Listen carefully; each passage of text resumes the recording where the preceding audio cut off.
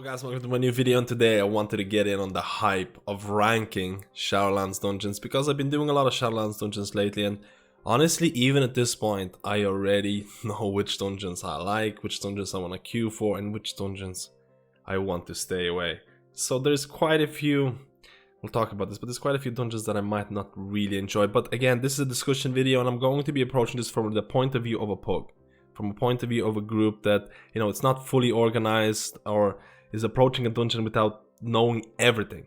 Keep that in mind. A lot of the things that I did in Shadowlands was with one or two people or basically with a complete PUG, and I want to approach this ranking based on that. So let's go and get started. We're gonna start from the best dungeon to the worst dungeon, and honestly, my favorite dungeon in Shadowlands has to be Halls of Atonement. A lot of people might be like, hey, this is the vampire vibe, this is the Raven Dread type of thing. There's a lot of red. This dungeon, for me, Halls of Atonement, is a simple dungeon. It gives you a perception of a lot of choice at the start. You can do a lot of different pulls. You can go left, right, center until you unlock the first boss. And then it gives you a linear path, which actually what a lot of Shadowlands dungeons follow. They give you a perception of openness at the start, and then you have to go linear, or you don't have a lot of choice. Now, the reason I like Halls of Atonement, it's simple. It doesn't have overcomplicated mechanics or gimmicky mechanics, which a lot of other dungeons might have, and we'll talk about this. Halls of Atonement, simple bosses that are interesting. I like the first boss, I like most of the bosses in Halls of Atonement. I like the mobs are not overly annoying, and it's by far my most favorite dungeon. This is my freehold. If I'm being completely honest, my Halls of Atonement is my freehold from BFA. Now let's go to another dungeon that's going to be Sanguine Depths. Keep in mind that I could have maybe lowered it to something like a B. In terms of rankings, B I consider to be, I don't hate it, I don't love it. A is I consider to be an interesting dungeon, and anything below B, like CD, is something that I don't want to do. Sanguine Depths hangs between A and B somewhere here, and the reason is, again, this is one of those red dungeons. It is an indoors dungeon, and sometimes there is little space, especially on the certain bosses, that makes it annoying because you don't have enough space to move and your camera might be a little bit wobbly, but I like it. The reason that I was thinking about placing it on B is because it has a gauntlet event before the last boss. And that gauntlet event, when was the last time Blizzard did a gauntlet event that at least I enjoyed? I can't think of it. I don't think I've enjoyed any gauntlet events that Blizzard has ever made. I don't think gauntlet events in general can work or give you satisfying experience. That's just me. Do you like gauntlet events? Let me know, because Sanguine Depths has a gauntlet event and I didn't like it, and the reason I placed it A or B is because of that. Another dungeon that I still enjoyed was Spires of Ascension. Now, Spires of Ascension is probably the coolest looking dungeon in my opinion because it's blue, it has the cool vibe with Shadowlands. There's open space. I love open space dungeons. The thing that I didn't like about Spires of Ascension is the RP. There is too much jumping from one place to another in order to get to the next platform. I feel like there's too much dead space, dead time, where you just spend doing nothing. If they would have removed a couple of those skips and made it a little bit shorter, this could have been a far better experience. In terms of the bosses, I think all of the bosses are interesting. The last boss is really interesting for healers because healers that can probably heal on the move are going to benefit more because you're constantly being pushed back and people are taking damage. I like it. I like Spires of Ascension, and I think the look and feel of it is very interesting, and I could almost place it in S tier, but I don't think it compares. Now the next dungeon is going to be, and I need some help with this. Let me see. Mists of Tirna Scithe.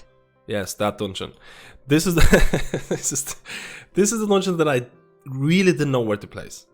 Again, I could go A with this dungeon or a B, and I'm not 100% sure. I'm still on the fence on this. I need to do it a bit more because at the start I thought it was going to be a gimmicky dungeon because it has a labyrinth system. A lot of people who watch these dungeon run-throughs, they see these flowers, filled flower with a circle, leaf, and then someone saying like, hey, get the leaf that's not filled, and they go through that door, and you might be like, what the hell is going on? It's actually not as complicated as people think, where you need to pick out a pattern or pick out an icon that doesn't follow the pattern. It's not that difficult, and I'm sure there's going to be weak cores that are going to help with this. And at the start I thought it was going to be super gimmicky, but once I actually attempted to do the labyrinth, I thought it was pretty interesting. I thought it was a bit more than just a simple gimmick that I'm going to dislike. Now the problem is, or it might not be a problem, it's going to be a healer shop to do it. Once you go to the labyrinth, the DPS is going to be, because there are mobs in every single room, the DPS and the tanks are going to be killing mobs, and a healer is going to go around the little circle and looking for those filled flowers, filled leaves, leaves with the circles, and finding out the pattern. So it's going to be what a healer is going to do. And I guess if you do it right, there's going to be a sense of accomplishment, sense of satisfaction. And if you do it wrong, you're going to feel really, really bad. I feel from a PUG perspective, a healer that has never done this dungeon or hasn't even looked at the mechanics, they're going to absolutely hate this. But a healer that's relatively aware of what's going on, they might like this. And the last boss is very interesting in the way that it follows the telegraphs. The telegraphs don't always fall where they're supposed to be because they kind of follow your movement pattern. It's an interesting dungeon that has possibility of being very likable and possibility of being severely disliked because of that one mechanic. Let me know, guys, how you feel about this, because this is the big one. If I'm being completely honest, personally, I would probably place it on A because I enjoy this dungeon and I would not stay away from doing this dungeon even with PUG scenarios. Now, another dungeon that I'm kind of on the fence about, I don't hate it but I don't love it either, is probably going to be Necrotic Wake. Again, this is this part of the green dungeons. There's a lot of like disease type of vibe going on. Again, Necrotic Wake, you have a sense of different paths at the start and then you kind of follow into a linear pattern like many Shadowlands dungeons do. In terms of the bosses that it has, Necrotic Wake has one distinct boss that's probably going to wreck or annoy PUGs, and that's going to be the third boss, where you kind of have to, there's going to be an ad spawning. The ad is going to do a hook. It's going to select the person needs to run in between the ad and the boss on the platform, and the hook is, and then move before the hook is being thrown, so that hook catches the boss and brings it onto the platform so it becomes attackable. Now, if you don't know this mechanic, this is going to cause a lot of frustration, a lot of vibes, and people are going to be kicked. This is going to be really, really annoying. If you know the mechanics, it's not going to be that hard. That concept of player responsibility is very interesting, and I think it's a cool concept to introduce in World of Warcraft in terms of boss mechanics. Again, on Tyrannical, this might be a huge pain in the butt, but I consider this to be a dungeon that I don't hate, I don't really overly like, but I'm willing to do it, you know, to get some loot. And on the same level, I'm going to put Plaguefall. I feel both of these dungeons are very similar in, how do I say it, in the satisfaction that I get by doing it. Now, Plaguefall is defined by the last boss. The last boss, it is a new concept, it is tentacles coming out, and it follows a different order. Some of them are going to be blinking, which means they're not going to be attacking or landing straight away. If you get hit, usually it means you're going to get one shot.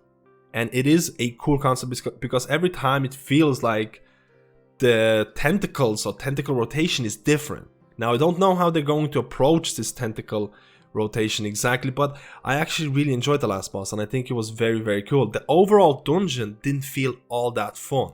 It wasn't, how do I say it, the skips that you do in the midway where you can go across the pond or across the water instead of going through the middle. It didn't feel that great. It felt like a little bit hacky. The design didn't feel overly satisfying to me. The bosses were okayish, but the last boss was pretty cool, but probably a big PUG killer in my opinion, so that's why I place it in a B. Don't hate it, don't love it type of design. Now, the other two dungeons that you see here right now are the dungeons that I genuinely dislike, or the dungeons that I probably will stay away.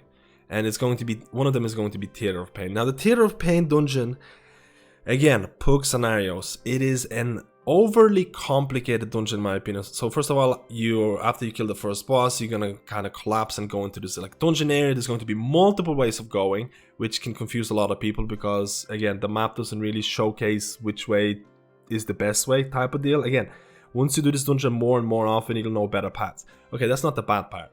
It is a relatively indoorsy dungeon, but it doesn't have the same problems that Tol Dagor has. No dungeon has the same problems as Tol Dagor. But either way, the problem that I had with Theater of Pain was it was a little bit over convoluted. It has this part where you have to go to platforms and you can teleport to platform left or right and you have to pick a stone. Basically, someone has to navigate the whole group. Whether you go left or right can depend on if someone knows where to go or if someone just playing or messing around with the mechanic. And all of a sudden, once you go to these platforms, there's going to be these mobs that are going to possibly knock you off the platform with a spear. If you get knocked off, you die. This is going to be a nightmare for PUGs. I can guarantee you, people are going to hate this part. And if you don't know the right way to go, people are going to yell at each other because you can change the directions. Anyone can change the directions. So this is why I feel Theater of Pain, it does give you personal responsibility, but I feel it's more annoying than anything. Keep in mind the last boss is interesting and he has a lot of mechanics and it can be extremely hard if you don't know what to do. I like bosses that are interesting. Don't get me wrong, I like hard bosses, but sometimes I feel in PUG scenarios, giving too much personal responsibility can lead to a lot of pain. And now we gotta go to the worst dungeon, and that is going to be the other side for me. I really genuinely dislike the other side. I know it looks really, I don't know, cool. It has a really weird layout, like a circular layout that you can fork into different parts, and those different parts have a different look and feel to what the dungeon is supposed to be, or what the dungeon gives out at the very start. In terms of the problems that I hate about this dungeon, it's the gimmicky mechanics. It has multiple gimmicky mechanics where, hey, there's fire coming from the right side of the dungeon, you have to run really quickly. Hey, there's a Frogger part where there's like slime going through and you need to jump over them. And if you don't jump over them, you die. And then the checkpoints are all over the place. And I feel like there's too much of gimmicky stuff happening in the dungeon. This is why I like House of Atonement so much. It doesn't have all this gimmicky stuff. And it doesn't feel like gimmicky. Or, for example, the Mist dungeon, it has a gimmicky mechanic, but it doesn't feel completely useless.